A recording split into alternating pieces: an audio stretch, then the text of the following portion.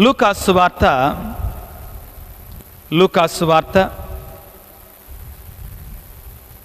23వ అధ్యాయము 26వ వచనము, 27వ వచనము మరియు 32 నుండి 34 వరకు. లూకాసు వార్త 23వ అధ్యాయము 26, 27 వచనములు, 32 నుండి 34 వరకు పవిత్ర వచనములు. నేను చదువుతాను, జాగ్రత్తగా వినండి. వారు యేసును సిలువను మోసుకొని పోవుచున్న మార్గ మధ్యమున పల్లె ప్రాంతము నుండి వచ్చుచున్న కురేనియా సిమోనును చూచిరి. యేసు వెంట సిలువను మోయుటకు వారిని బలవంతపరచరి. గొప్ప జనసమూహము ఆయనను వెంబడించుచుండెను. 32వ వచనము నుండి, మరి 2 గొప్ప నేరము చేసిన వారిని కూడా ఆయనతో చంపుటకు ఆయన వెంట తీసుకొని పోయిరి. కపాలము అనబడు స్థలమునకు వచ్చినప్పుడు అక్కడ వారు యేసును సిలువ వేసిరి. నేరస్తులను కూడా యేసు కుడివైపున ఒకరిని, ఎడమవైపున ఒకరిని సిలువ వేసిరి. అప్పుడు యేసు, తండ్రి, వీరు చేయునదేమో వీరెరుగరు, వీరిని క్షమింపుము అని పలికెను. వారు చీట్లు వేసి యేసు వస్త్రములను పంచుకొనిరి. ఇది క్రీస్తు ప్రభుని సువిశేషము. క్రీస్తునాథుని యందు మిక్కిలి ప్రియ సహోదరి సహోదరులారా, యేసు ప్రభువు ఈ లోకములో 33 సంవత్సరాలు జీవించాడు. యేసు ప్రభువు తన యొక్క బహిరంగ జీవితాన్ని 3 సంవత్సరాలు జీవించాడు. ఆయన సమాధిలో 3 దినాలు ఉన్నాడు. యేసు ప్రభు ప్రియులారా, సిలువ మీద 3 గంటలు ఉన్నాడు ప్రియులారా. మహావేదన పొందాడు. ఆ యేసు ప్రభువు సిలువ మీద మహావేదన పొందుతున్నప్పుడు కూడా ఆయన ప్రియులారా గొప్ప మాటలు పలికాడు. 7 మాటలు పలికాడు ప్రియులారా. ఈ 7 మాటలు కూడా మహాశక్తివంతమైనటువంటివి, మహిమ కలిగినటువంటి మాటలు. ప్రియ దేవుని బిడ్డలారా, ఒక్కొక్క మాట కూడా మన జీవితానికి గొప్ప ఆశీర్వాదకరముగా, మేలుగా, గొప్ప సందేశాత్మకంగా ఉంటాయి. ప్రియులకు దేవుని బిడ్డలారా, యేసు ప్రభువు ఈ లోకములో ఉన్నప్పుడు చాలా చోట్ల దేవుని యొక్క వాక్యాన్ని బోధించాడు, దేవుని యొక్క వాక్యాన్ని ప్రసంగించాడు. మత్తయి శుభవార్త 5వ అధ్యాయము 2వ వచనం నుంచి మనం చదువుకుంటే యేసు ప్రభు ప్రియులారా కొండ మీద నుండి దేవుని యొక్క వాక్యాన్ని బోధించాడు. అదే మనం లూకాసు వార్త 5వ అధ్యాయంలో మనం చదువుకుంటే యేసు ప్రభు పడవలో ఉండి దేవుని యొక్క వాక్యాన్ని బోధించాడు. పడవలోనికి ఎక్కి దేవుని యొక్క వాక్యాన్ని బోధించాడు. యేసు ప్రభువు గుళ్ళల్లో దేవుని యొక్క వాక్యాన్ని బోధించాడు, ఇళ్లల్లో దేవుని యొక్క వాక్యాన్ని బోధించాడు. కానీ ప్రియులారా, ఈ ప్రసంగాలన్నిటికంటే కూడా, యేసు ప్రభు చేసినటువంటి ఈ ప్రసంగాలన్నిటికంటే కూడా శక్తివంతమైన ప్రసంగం ప్రియులారా ఈ సిలువ మీద ఉండి చేసినటువంటి ఆ 7 మాటలు ప్రియులారా. గుర్తుపెట్టుకున్న ప్రియులారా, యేసు ప్రభువు ఈ లోకములో ఉండి చాలా చోట్ల నుంచి దేవుని యొక్క వాక్యాన్ని బోధించాడు. ప్రభువు ప్రియులారా ఆయన ఇళ్లల్లో ఉండి వాక్యాన్ని బోధించాడు, గుళ్ళల్లో, యెరూషలేము దేవాలయములో, సెనగోగుల్లో,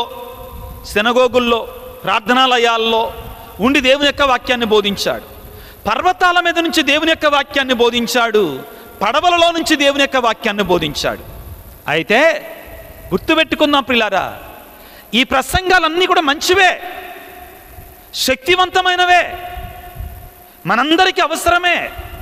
కానీ యేసు ప్రభువు సిలువలో నుండి పలికినటువంటి ఆ 7 మాటలు ప్రియులారా కరుడుగట్టిన పాపాత్మల మనకి మనసులను కూడా మార్చివేశాయి. Praise the lord, praise the lord, praise the lord. Yesu ప్రభు సిలువలో ఎన్ని మాటలు పలికాడండి? గట్టి చెప్దాం. ఎన్ని మాటలు పలికాడు? 7 మాటలు పలికాడు. ఈ 7 మాటలు మనం ఈ రోజున ధ్యానం చేయలేమండి. 7 మాటలు ధ్యానం చేయడానికి మన సమయం లేదండి. మొట్టమొదటి మాటను ధ్యానం చేసుకుందాం. చాలా ముఖ్యమైన మాట, చాలా ముఖ్యమైన మాట. గడిచిన 2 దినాలు కూడా మనం దేవుని సన్నిధికి తిరిగి రావాలి, మన పాపాన్ని ఒప్పుకోవాలని ధ్యానం చేశాం. ఈ రోజున యేసు ప్రభు సిలువ మీద పలికినటువంటి మొట్టమొదటి మాటను ధ్యానం చేసుకోవడానికి ప్రయత్నం చేద్దాం పిల్లారా. లూకాసు వార్త 23వ అధ్యాయము 34వ వచనాన్ని చదువుకుందాం పిల్లారా. అప్పుడు యేసు తండ్రి వీరేమి చేయుచున్నారో వీరెరుగరు, వీరిని క్షమించయ్యా అని ప్రార్థన చేశాడు. మొట్టమొదటి ప్రార్థన ఏంటండి? సిలువలో యేసు పలికిన మొట్టమొదటి మాట ఏంటండి? తండ్రి వీరేమి చేయుచున్నారో వీరెరుగరు, వీరిని క్షమించండి. నా తర్వాత అందరూ చెప్పండి దయచేసి పిల్లారా. తండ్రి వీరేమి చేయుచున్నారో వీరెరుగరు, వీరిని క్షమించయ్యా. ఇప్పుడు నేను చెప్పినట్టుగా చెప్పుకుందాం.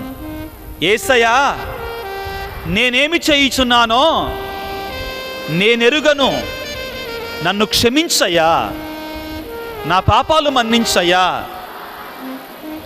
క్రీస్తునందు ప్రియులకు దేవుని బిడ్డలారా, సిలువలో యేసు ప్రభు పలికినటువంటి ఈ మాటను విన్నటువంటి వారు ఎంతోమంది మారు మనసు పొందుకున్నారు.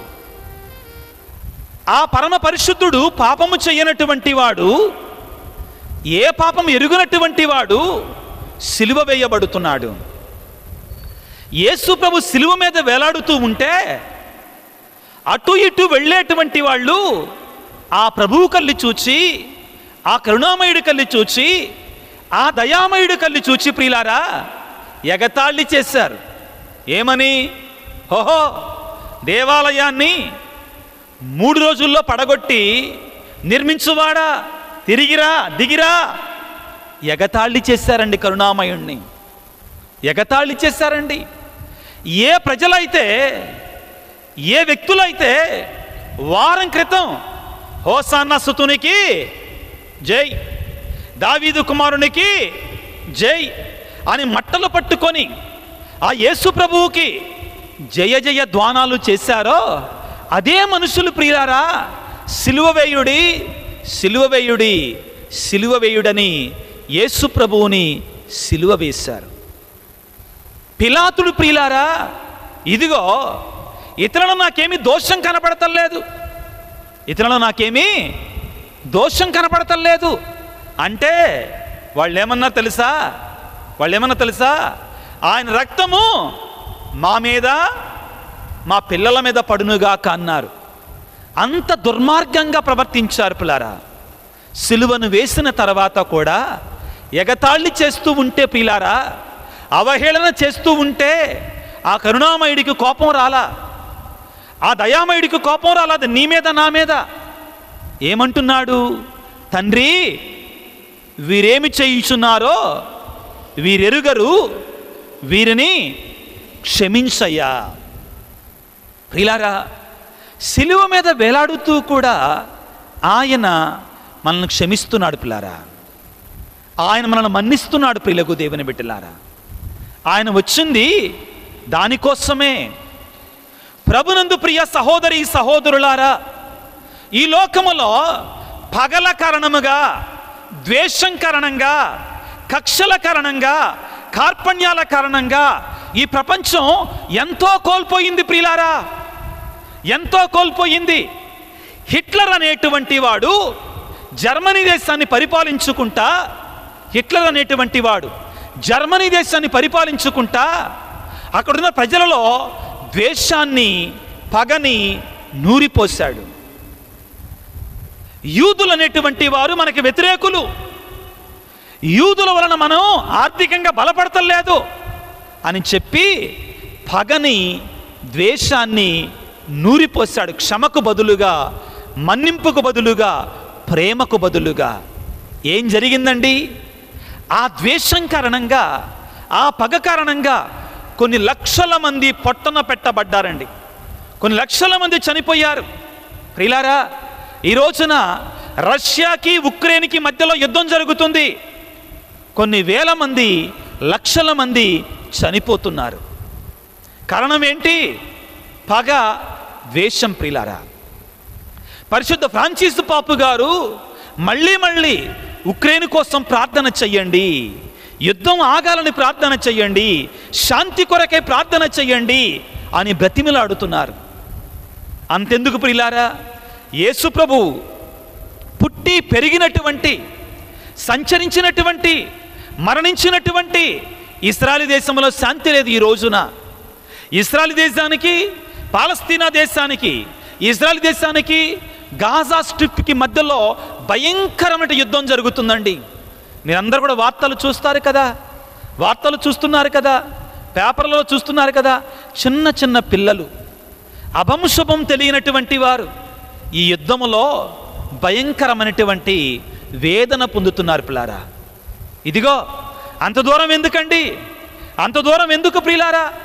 ఇదిగో మన కాశ్మీర్లో, మన భారతదేశం పక్కన ఉన్నటువంటి కాశ్మీర్ ఏం లేదండి, ఏమి లేదు. కొద్దిగా నిప్పు ఉందంటే దాని మీద పెట్రోల్ పోయటమే. దాని మీద ఏం పోస్తున్నారండి?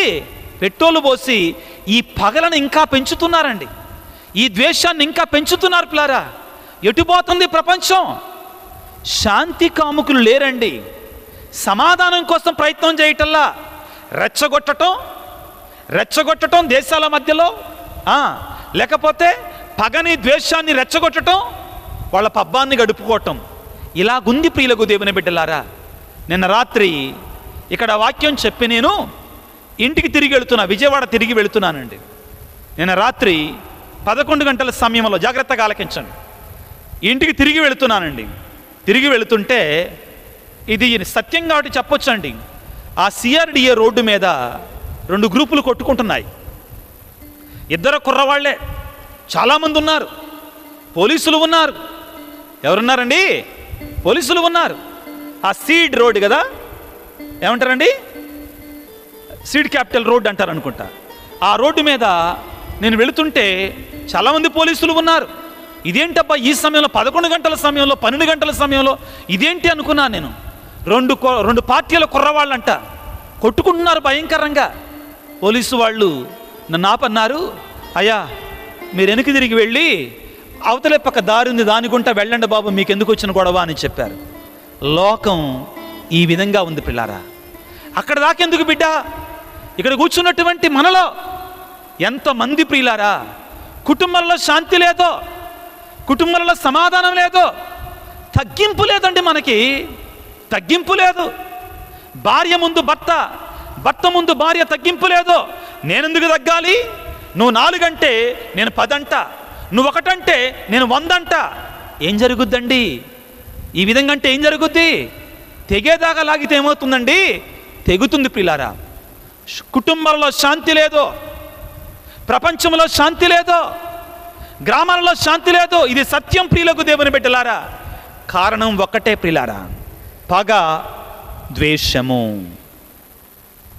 మన్నింపు లేకపోవటం, క్షమాపణ లేకపోవటం.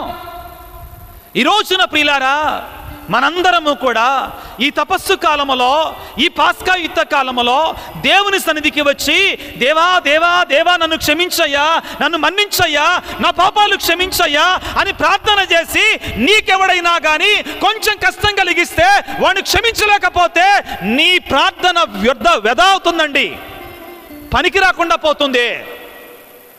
నీ పొరుగు వారిని నువ్వు క్షమించకపోతే, నీ తోటి వారిని నువ్వు క్షమించకపోతే దేవుడు నీ ప్రార్థన ఆలకించడు. Praise the lord, praise the lord, praise the lord. ప్రియులారా క్షమించుకోవాలి. యేసు ప్రభు ఈ లోకానికి ఇచ్చినటువంటి అన్నిటికంటే గొప్ప ఆజ్ఞ ఏమిటి అంటే క్షమాపణ. ప్రేమించుకోవాలి, ప్రేమాజ్ఞ. క్షమించుకోవాలి, ప్రేమించుకోవాలి. ప్రియులారా, క్షమ లేకపోతే ప్రపంచం నాశనం అయిపోతుందండి. అందరూ చేతులు జోడించి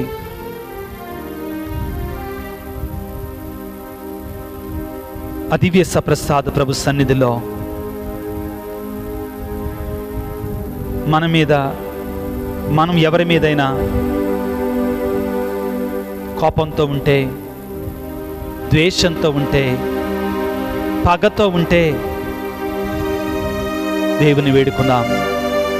అయ్యా, మా పొరుగు వారిని క్షమించే శక్తి మాకు ఇవ్వయ్యా. కొన్నిసార్లు మా వల్ల కాటలేదయ్యా, వాళ్ళు చేస్తున్న పనులకు మేము తట్టుకోలేకపోతున్నామయ్యా. మాకు శక్తినివయ్యా. మేము పొరుగు వారిని క్షమించకపోతే మమ్మల్ని మేమే నాశనం చేసుకుంటున్నాము తండ్రి. మమ్మల్ని మేమే పాడు చేసుకుంటున్నామయ్యా. పొరుగు వారిని మేము క్షమించకపోతే మాకు క్షమాపణ లేదంటున్నావు కదయ్యా. శక్తినివ్వు తండ్రి, ఆశీర్వాదాన్నివ్వు తండ్రి. క్షమించే కృపను మాకు దయచేయమని, మన్నించే వరాన్ని మాకు దయచేయమని. ఓ యేసురాజా, నీ పరిశుద్ధాత్మ శక్తిని మాకు దయచేయి ప్రభువా. క్షమించి మన్నించి శాంతి సమాధానంతో ఉండే కృపను మాకు దయచేయమని మా ప్రభు అయిన క్రీస్తు ద్వారా వేడుకొనుచున్నాము తండ్రి. Praise the lord, praise the lord, praise the lord, praise the lord. ప్రియులారా, పూజలో కూడా ఈ రోజున ఈ ఉద్దేశాన్ని మనలో ఉంచుకుందాం. ఏంటంటే, మనకి ఎవరైతే వ్యతిరేకంగా ఉన్నారో వారి కోసం ప్రార్థన చేద్దాం, క్షమించటానికి ప్రయత్నం చేద్దాం. దేవుడు మనల్ని దీవిస్తాడు పిల్లారా, ఆశీర్వదిస్తాడు.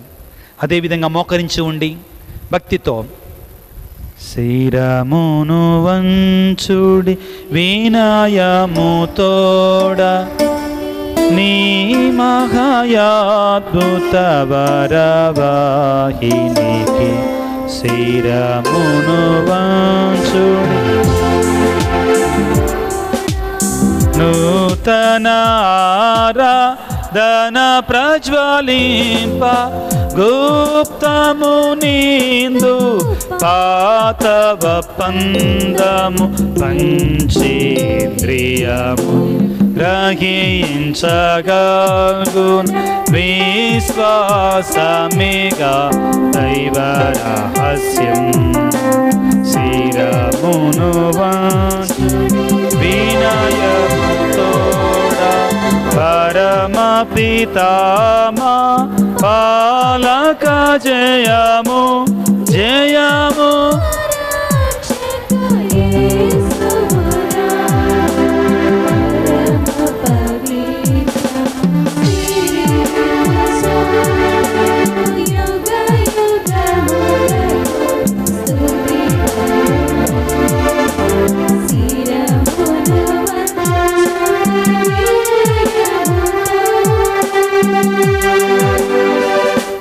పరలోకము నుండి మీ ప్రజలకు దివ్యాహారమునిచ్చితిరి.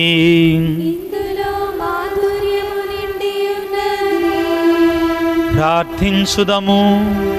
ఓ సర్వేశ్వర, ఈ అద్భుత దేవద్రవ్యానుమానము ద్వారా మీ పాటుల జ్ఞాపక చిహ్నమును మా కోసంగా చిత్తగించితిరి. మీ దివ్య శరీర రక్తముల పరమరహస్యములను మేము భక్తి శ్రద్ధలతో పూజింపను. మీ రక్షణ ఫలితను నిరంతరము చవి చూడను. యుగ యుగములు జీవించచ్చు పాలన చెయ్యలని వారా మాకు అనుగ్రహించండి.